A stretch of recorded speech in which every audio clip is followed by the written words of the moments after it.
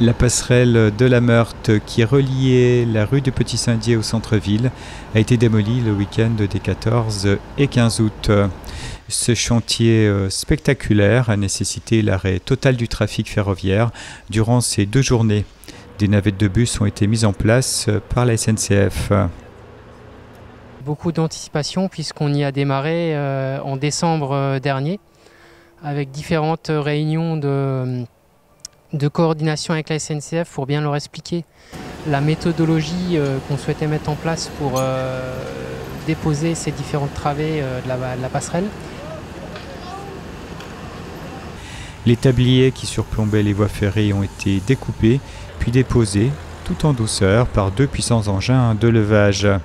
Les structures situées sur les abords des voies ont ensuite été démolies par une pelleteuse. Tous ces éléments béton et acier seront ensuite concassés par des grignoteuses puis évacués hors du site. C'est la société DR Démantèlement qui a assuré ce chantier délicat.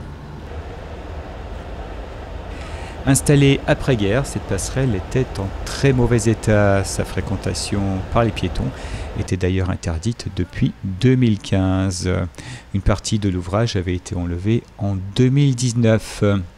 Une éventuelle restauration était très coûteuse et difficile, la circulation régulière des trains rendant l'entreprise encore plus compliquée. Effectivement, les bétons se détachaient petit à petit.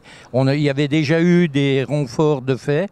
Et ensuite, les garde-corps n'étaient pas à niveau, c'est-à-dire qu'ils mesuraient 0,80 de hauteur, alors qu'aujourd'hui, on doit être à 1,10 m. Alors, et en plus, avec le passage du trail des roches, tout ça, on avait des vibrations sur la passerelle, ce qui nous a demandé de la démonter complètement.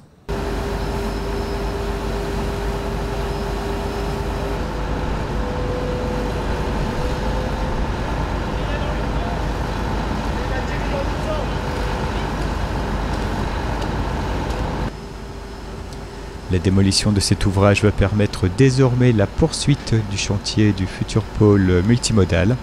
La possibilité de reconstruction d'une nouvelle passerelle moins longue mais tout aussi pratique reste une option envisagée par la municipalité des Hauts-Daciennes.